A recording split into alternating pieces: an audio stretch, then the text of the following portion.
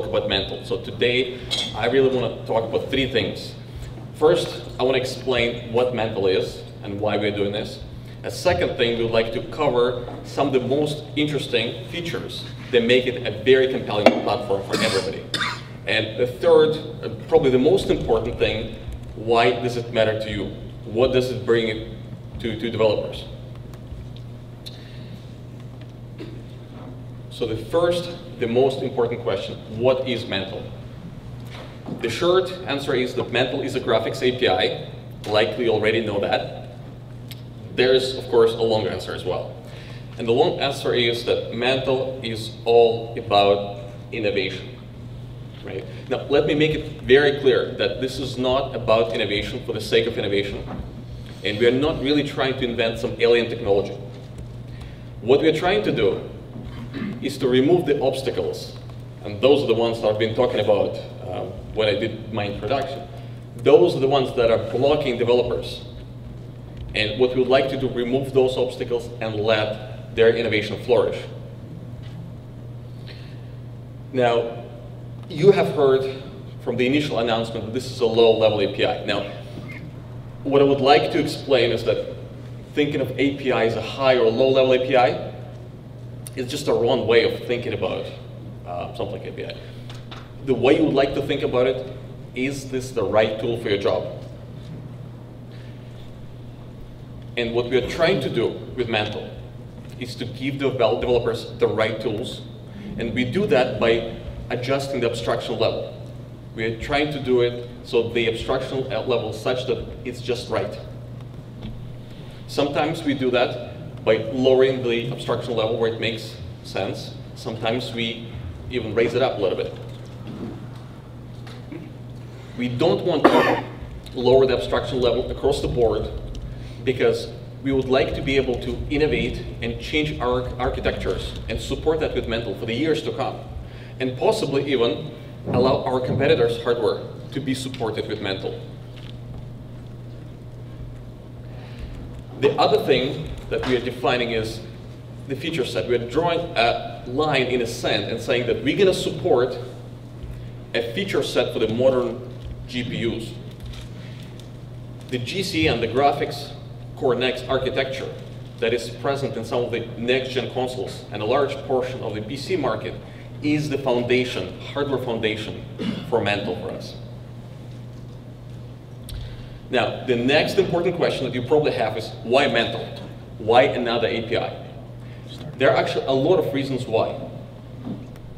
And I'll cover only some of them because this might take me a day to go through all the reasons. Okay? But the most important one, why it's a new API, is because the new API allows you to do a lot more. The existing APIs, with all the tweaks, can get you only so far. And this is not what developers have asked us for. And we worked very closely with DICE and other developers to define real-world problems that we wanted to solve with Mantle and define how those solutions can come to life. And what developers wanted was a couple of things. First of all, fixing their performance issues. And second, getting out of their way, giving them control over the GPUs, because they can do a lot of good things with that. There's actually a lot of excitement, as you can see, building inside of AMD as well as among the developer community. And I want to make it very clear that what we are doing is really trying to first answer the developer requests, but also we would like to kick it up a notch for the whole industry. Right? There's a bit of a stagnation, unfortunately, for the last couple of years. We would like to get everybody energized again and excited again with the new, fresh, cool API. Now, I have to make sure that you understand this. We are not trying to please everybody with Mantle. You know what? Maybe this is not the right solution for you. It's not for you if you do not care about performance. It's not for you if you don't care about taking the ultimate control over PC platform today. It's not for you if you don't care about bridging multiple platforms with a minimal effort. So the choice is yours. to make a conscious decision, you need to understand what the trade-offs are. We give you a lot of control and power, and as cliche says, with great power comes a lot of responsibility. So now you do have to be worried about a little bit more, just like on the consoles, right? You need to be aware of some extra things. So things potentially might become a little bit harder, but I'll give you an analogy. It's like driving a car with a stick shift. It's a little bit harder than with automatic transmission, but at the same time, a lot more fun. So if you like driving, you drive stick. It's that simple. At the end of the day, it's all about performance. So we've tried to make a solution that is the fastest API, graphics API ever. We've put a lot of features, and the core really is on improving performance, first on the GPU side. By bringing you closer to the hardware, we give you ability to extract a lot of GPU efficiency. But that's not all. We're giving you a lot of performance-related features to unlock all this performance on both CPU and GPU side. Some are generic, others are more targeted at GCN architecture. And while we're making GPU efficiency improvements that are great, we'll blow your socks off in terms of CPU utilization. And I can tell you that this small batch problem that developers have complained about for the last 10 years or so is now a thing of the past. So let me quickly go over this small batch problem and explain what it is. How many of you know what it is? So for the rest of you guys who are not familiar with it, let me explain that. Right now, if you run your game, you start hitting a wall in terms of performance once you render so many draw calls per frame. That becomes a bottleneck. And that number today is roughly 3,000 to 5,000 draws per frame. This is what every year you would hear from us at AMD and other HV vendors at GDC optimization talks. In fact, when I was doing DevRel work, every year I would come in at GDC and hammer this message, 3,000 to 5,000 draw calls. Now, if you're an amazing developer on a lucky day, and I know only a couple of games that can do that, you can do probably 2 to 3 times that. Now, this is great, but the goals we have are a lot more aggressive. What we would like to do, and this is our target for Mantle, to give you at least a magnitude better small batch performance. Not 2 to 3 times, a magnitude better performance. 100,000 draws per frame, or maybe even more if you optimize further, because we also give you a lot of controls for additional optimizations. And this is really groundbreaking and game-changing. And again, I can probably talk quite a bit more about this, what it really means for the industry, but we'll leave it for some other conversation. Now, there are certain issues that we are trying to address, very practical issues that are based on years of our experience optimizing drivers, working with the ISVs. So I'd like to go over those issues with you here. First of all, it's an API overhead. The drivers today with existing APIs are not all that lean and mean. There is no direct way to translate the API commands to the GPU commands that are natively understood. So one thing we are trying to fix is API overhead. But even just fixing the API overhead would not give you the very aggressive targets that we've set for Mantle. The key to today's performance is multi-threading. And if you think about it, all of us have many core CPUs, 4, 6, 8 CPU cores. And most of those cores are not accessible to driving graphics. This is wrong, and we can fix this. Then memory management on PC kind of gets in the way as well. If you look at the consoles, with a much smaller memory footprint, they're able to achieve greater visuals than PCs with comparable, even slightly bigger memory. Again, this is something that can be fixed, and this is a very important component of making a very fast and efficient API. And the last but not least, lack of direct control over GPU sacrifices CPU efficiency, GPU efficiency, as well as prevents us from giving you predictable performance, behavior, and very well-controlled latency. Now, since we were starting from scratch, we started from a design philosophy. And at the foundation of it is simplicity and features. Features carefully selected to give you what you care about the most, performance. Because as I said, at the end of the day, it's all about performance. Now, simplicity, don't make a mistake. Simplicity doesn't mean you have to sacrifice features. Simplicity means that we very carefully generalize what we can at the API level.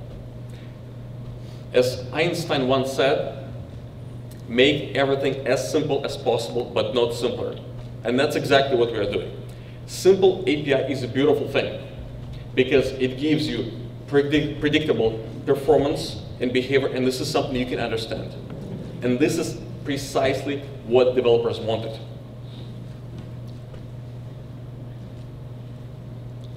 And all the features, really we are targeting a very concise feature set. Those features the developers really care about. And those that they haven't used for years in other APIs, we kind of brushing them aside, or maybe putting them in extensions if necessary. It's all about creating a very concise and beautiful interface to drive GPUs very efficiently. And then we've translated those philosophies into the core fundamentals that drive Mantle under the hood. And the first of those is us pre-building data structures as early as possible and reusing them as much as possible. It's much cheaper to validate something once at the creation time than to do it on every draw. And then we encourage application developers to do the same thing by pre-building some of the GPU structures and command buffers, and they're using them as much as possible. Then we give you and your applications control over memory management. Again, this is a very key component to achieving very high performance and predictability. Then we also give you ability to directly construct command buffers and submit them. This is also a very important part of Mantle implementation. And at the end, the target is giving you, as a developer and your applications, ability to ultimately control the GPU. You are in control. Effectively, what we are doing, we are putting you, the developer, in the driver's seat. You have all the controls now. You can fill the power, fill the GPU. Now, that's one way to look at it. The other way to look at it is that we are putting you in the driver developer seat. And let me explain this. For many years, developers have been saying, you guys on the driver's side do not know how to write drivers. Give us all the control and ability to do it. We'll make it much better. And that's what we are doing now. We're getting out of your way. We're giving you a very nice abstraction level, and you can do whatever you think is right to make the best games out there. So this is Brian. You see there, Brian, would you come over here and talk about some of the most exciting features we have in Mantle and explain why it's good for us to give developers all this control? Thank you, Gennady. Yeah, Gennady said, he hates the small batch problem. I've been a driver developer for 11 years with AMD, and I hate getting in the way of making games, everything they can be. So we're going to try and solve that. Gennady went over the goals for Mantle and its sort of guiding principles as far as the API design. And I'm excited to tell you give you a tour of the main features in Mantle that help us achieve those goals. So one fundamental feature of Mantle is its execution model. And in the spirit of simplicity and getting out of your way, our execution model is based heavily on the execution model of a modern GPU. So in the modern GPU, you have a number of engines that execute commands in parallel. So you have a graphics engine. You can have one or many asynchronous compute engines, or DMA engine, multimedia, whatever. So the basic building block for work for one of these engines is a command buffer. So in this picture, the command buffer is the colored rectangle. The driver builds hardware commands directed at a particular engine, and we put it in an execution queue. The engine we targeted it at goes to its execution queue and picks a command buffer off it when it's ready to do work. That's pretty much it. So as opposed to a context-based execution model where the driver is responsible for picking which engine we want to execute something on, for breaking the work up into command buffers, and to synchronizing all the work between the engines, in Mantle, we're exposing abstractions to let the application control all of this directly.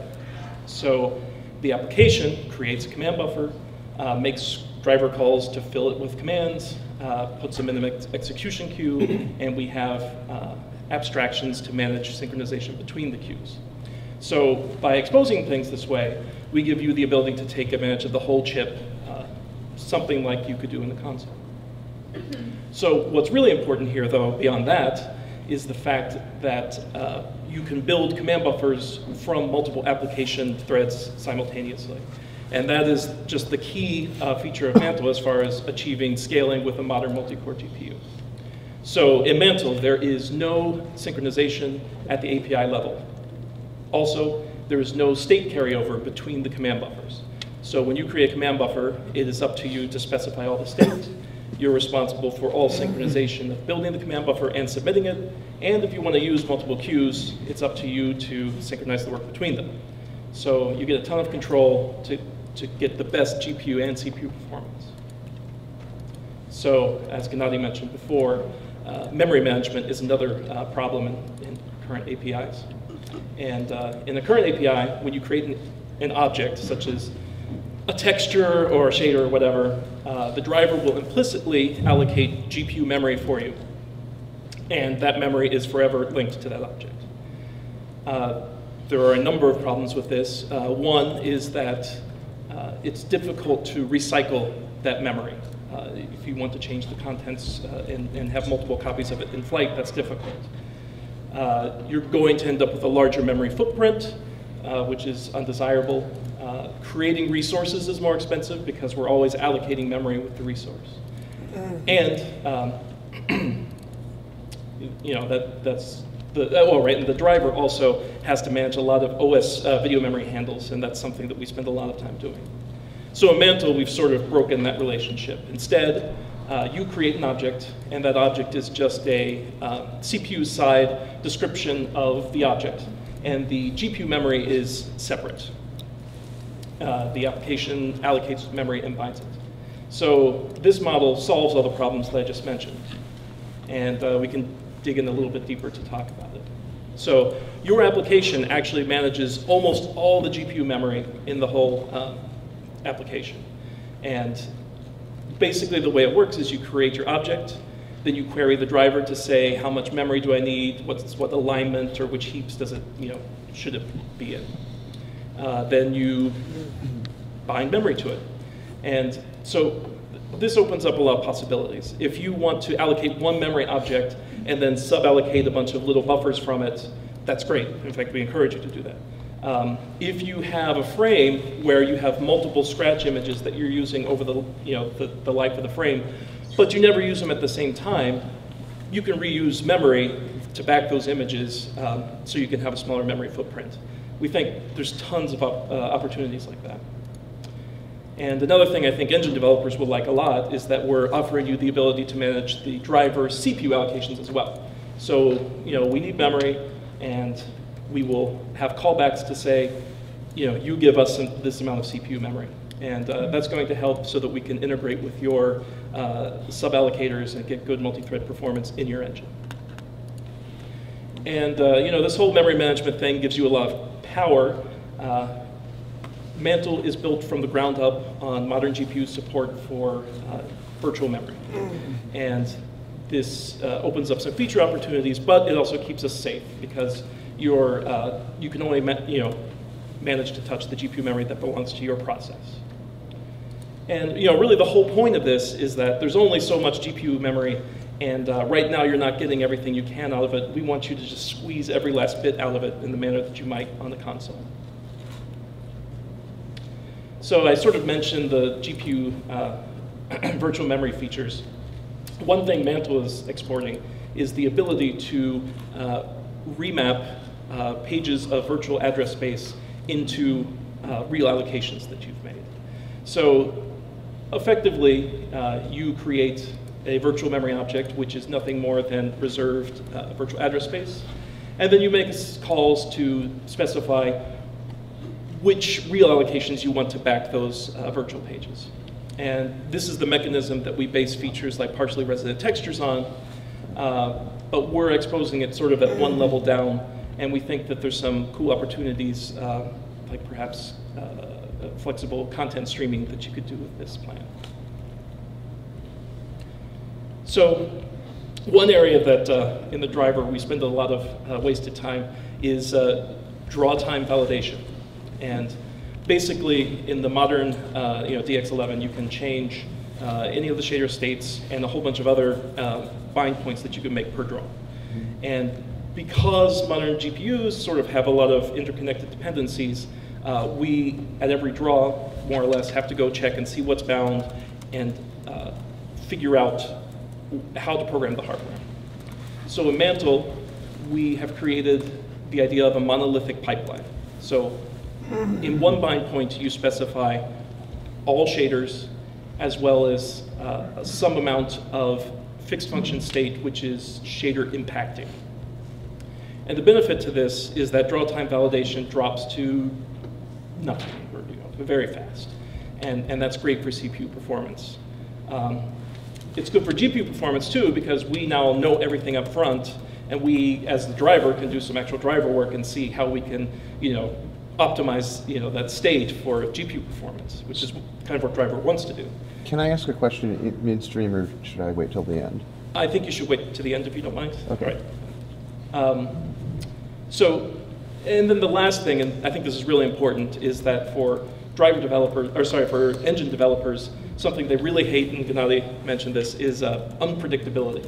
So with the current model, you bind a state that you don't think should matter at all, and then the driver goes off and compiles a new shader because we had to, right? So Mantle's going to be very predictable. You bind the pipeline, it's fast, it's done, no surprises. So despite all the pros I mentioned, there are some cons, and one of those you might wonder about is if there's going to be a combinatorial explosion when you put all of this stuff into one pipeline. And that is something that we're aware of, and we did extensive analysis of modern games, to get a sense for, if we combine this stuff, how many unique pipelines are you as engine developers going to have to manage.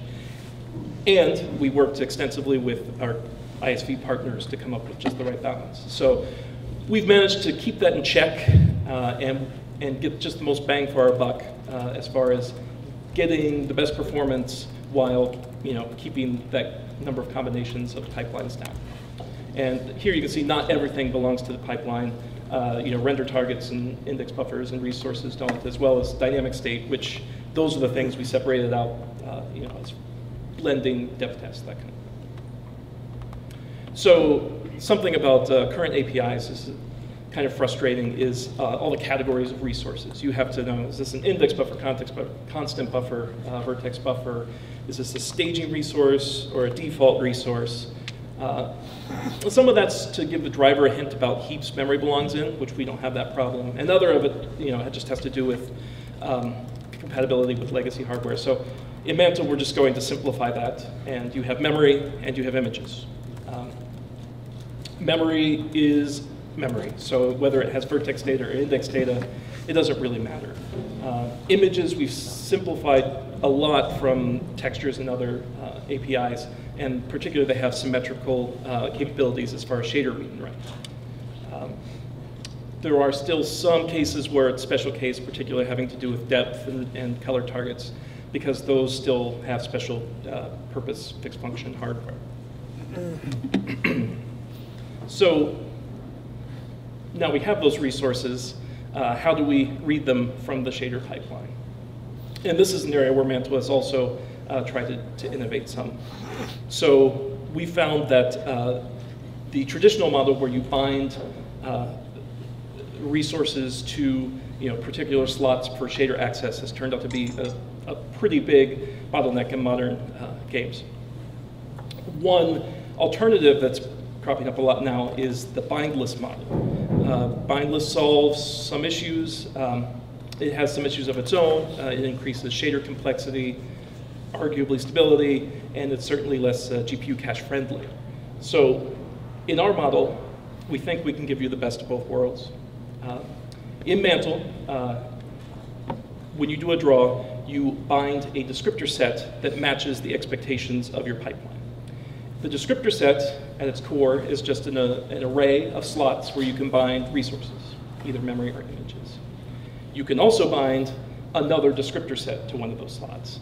And through that mechanism, you can create arbitrarily complex hierarchies of descriptor sets. So this is good for a bunch of reasons. One is if you have static objects in your engine, you can pre-build your descriptor set one time and reuse it. When you bind it, it's going to be super fast. Even for your dynamic objects, because of the hierarchical nature, you can pre-build as much as you can and just focus on updating the dynamic portions of the descriptor set. And really that's great. It gives the the game developer the opportunity to manage that CPU versus GPU performance trade-off. So the next thing is that you get the ability to bind lots of resources. So it's not quite bindless, but the descriptor sets are arbitrarily big. If you wanted to, you could create one descriptor set with every resource in your whole game, never bind another one. And that's up to you and your trade-off. And then the last and very important is that these descriptor sets can be built in parallel with command buffers. So we're leveraging the multi-core CPU performance. And the last thing I want to talk about is particularly near and dear to my heart as far as driver wasting CPU cycles. And it has to do with tracking resources. So right now, in current API, the driver is responsible for tracking if you bind something as a render target, bind it as texture, and when you switch between those different usages, we need to do work. We may need to stall to prevent a hazard. We may need to flush some caches, driver stuff. There's a bunch of problems with this. One is that most game engines are actually doing this already because they have to do this already for their console support. Another is that the game engine can do a much better job of it because they have a higher order understanding of how their frames are rendered. They're not looking bind, unbind, bind, unbind. They're looking at pass 1, pass 2. And that just makes it a much simpler problem to solve. The third, again, is predictability. With the model where the driver just notices changes and then does work, as an engine developer, you're going to see stalls or cache flushes or even decompresses happening for reasons you can't determine. I just did a draw. Why did it take so long? So those are all things that we're looking to improve in Mantle. Oh, I should also mention that resource tracking is a huge hurdle as far as multi-thread support because it's introduced state that persists across command buffers. So in Mantle, we solve this by not doing it. The application needs to notify us when they change the way that they're using a resource or memory. The application is also responsible for notifying us of hazards, read after write or write after write hazards. So if you render to texture and then bind that texture for shader access, you tell us. If you do back-to-back dispatches with the same memory bound for shader write, that's a write after write hazard, you tell us that as well. So there's no tracking in the driver, but the application can efficiently do it.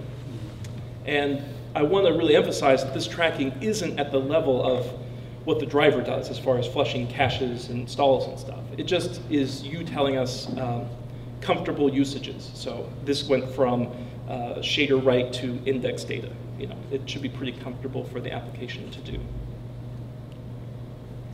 So this is a quick example. In this example, we draw a triangle to a very literal render target. And then after that, we want to read that image from a shader. So when this happens in Mantle, you will call to notify us that you're switching from render target to shader resource read.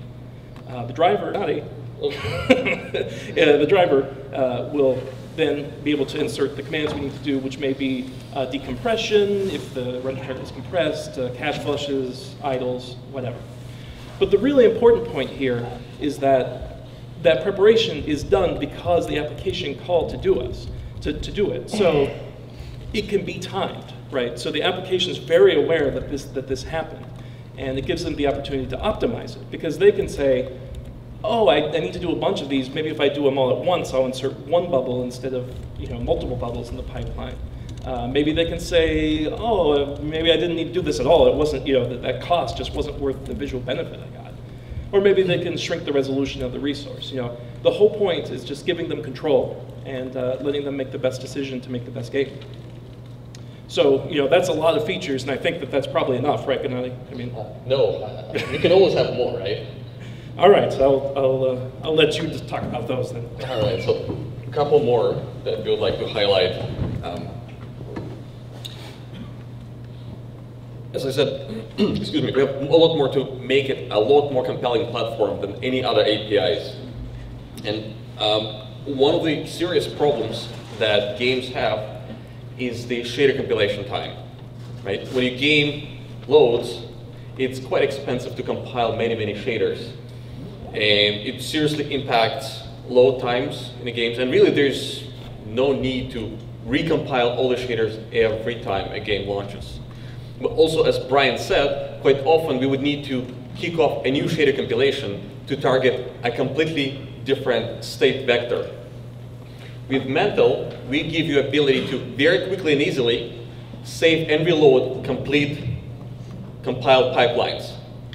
So this should virtually eliminate all the loading time associated with shader compilation, and as well as make performance a lot more predictable. All these hitches that we are used to on PC platform due to shader compilation, all of this is gone now.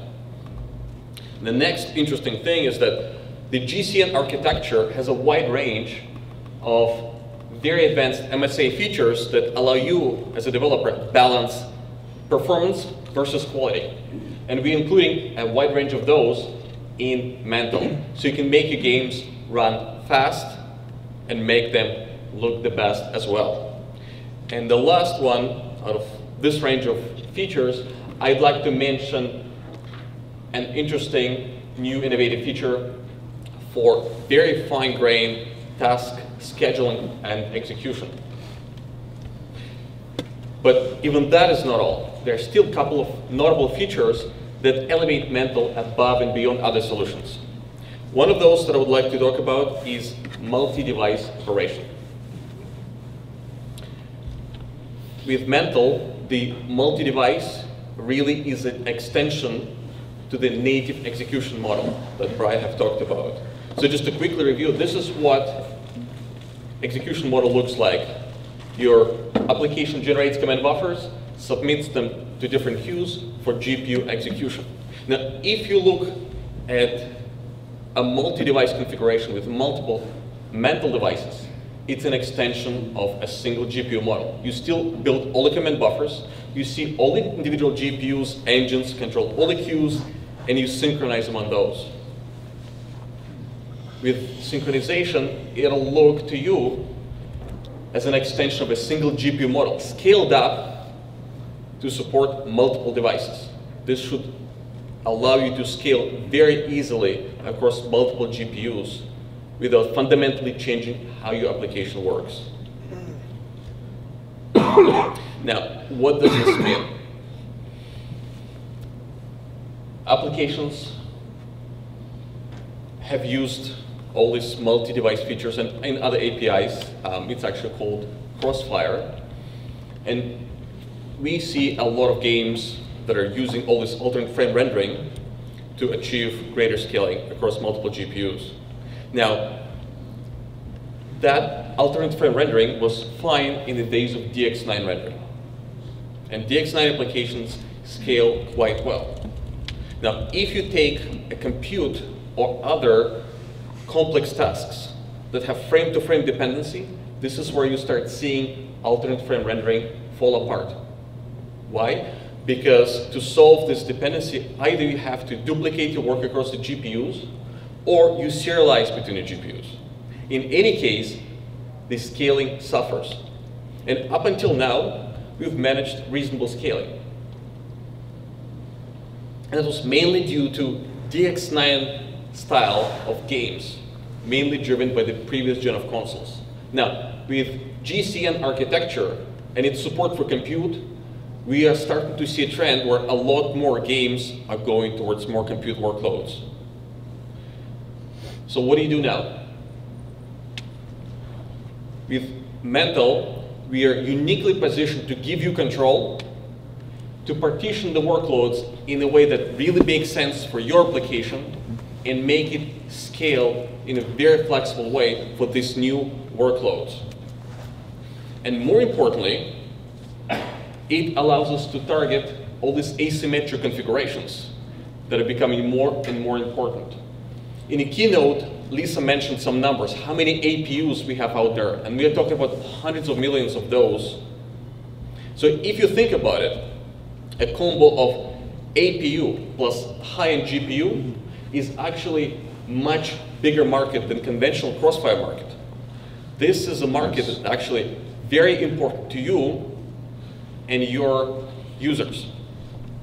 And the big problem with asymmetric configurations, if you try to do AFR, it does not make sense. It actually makes it behave a lot worse than if you're running just APU or discrete GPU, just because of the disparity in compute power in those devices.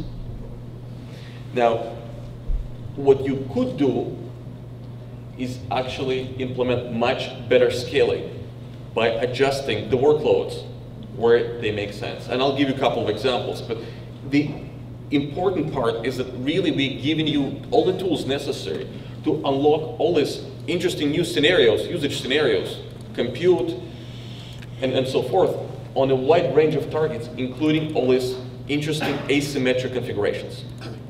So I'll give you a couple of examples of the used modes. In case of multiple GPUs, let's say we have a couple of discrete cards. You can maybe use one card for your main scene rendering. Just do very, very fast scene rendering for low latency and fast frame rate, while you would use another GPU for some other compute-based, slower changing tasks that are not really that scene rendering affecting. So something like GI, global illumination. This gives you best performance and best visuals, something you could never achieve with just a simple AFR. And for the asymmetric configurations, maybe your APU graphics could be used for a general coprocessor for your game. Maybe you'll run physics or AI or some other compute-based tasks. Or maybe if display is attached to it, maybe you'll use it for final frame post-processing, while the main rendering is done on a discrete GPU. Really, it's up to you. I'm sure you'll find out much more interesting and compelling scenarios. This is just a couple of examples.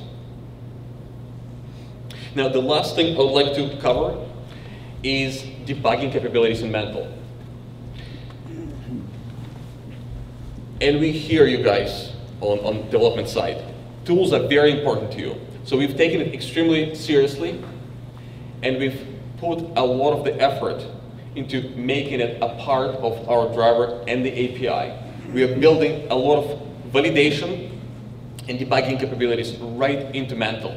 So in many cases, building tools on top of Mantle wouldn't be much more than building a fancy UI on top of what we have already. And because we're adding a lot of this extra validation, we're giving you a lot more control so you can trade safety versus performance. And you can run for a bit, then you can enable more validation to debug very specific parts in a game where it matters. And of course, we're adding more innovative features. So we are adding a lot more control for stress testing applications, for emulating all kinds of debug scenarios, something that you've never seen before in other APIs. We're really putting a lot more emphasis on debugging and validation right at the core of it. So we are building an API from the ground up based on the feedback and with the help of developers like you. And actually, there are a lot of benefits. We are trying to take into account as well the changes to the gaming and PC ecosystem, all these recent trends that are happening. One of those is that with Mantle, we uniquely positioned to empower lower end configurations. And this aligns extremely well with the general trend of the whole industry towards lower power devices. These are devices in the most need for efficient solution to drive them. And Mantle is that solution for very constrained power or performance environments, mainly for the efficiency reasons. We are very lean and mean driver, very predictable in terms of its operation, and that gives great performance and predictability to the applications. Again, something that developers have been asking us for the very, very long time. Also, because GCN architecture unifies a large portion of the console market with a large portion of the PC market, Mantle on PC gives a unique feature set to bridge those platforms and bring optimizations from one platform to another. This is the easiest way to transfer your applications between those platforms. And of course, as I said, in the beginning, we're trying to really kick it up a notch for the whole industry. We really would like to spark another round of innovation through introduction of new API and get everybody excited again. There are a lot more that can be done. I'll just quickly mention one thing, that this is not just about performance. Please look beyond that. Because we're not targeting 2x or 3x performance, or 20% performance, right? The big question is, once I am completely in an open field, where can I go? What new genre of games or gaming scenarios or techniques, maybe it's shadows, maybe it's global illumination, that can be unlocked with this never before seen performance. Now, I am sure that you would like to find out more. We're actually going to be launching a closed beta program in the next couple of months. And in the meantime, if you're interested, please talk to your friendly AMD ISV representatives. All your account managers, all your support engineers, and I'm sure they can help you to figure out how to deal with beta program and where you go forward. And of course, see more of cool presentations today. There's going to be a keynote from DICE, and there's going to be a presentation from Oxide. These are the guys who had a chance to actually play with the real API, and they have a lot of interesting insight to share with you. So make sure you attend those talks. All right? Now, before I wrap up and we go to the questions, I'd like to say a big thank you to the whole Mantle development team, all these guys who have worked very hard to make this happen. And I'm not going to put any names on the slides because I don't want recruiters out there to steal the best driver engineers that AMD has. Thank you, guys.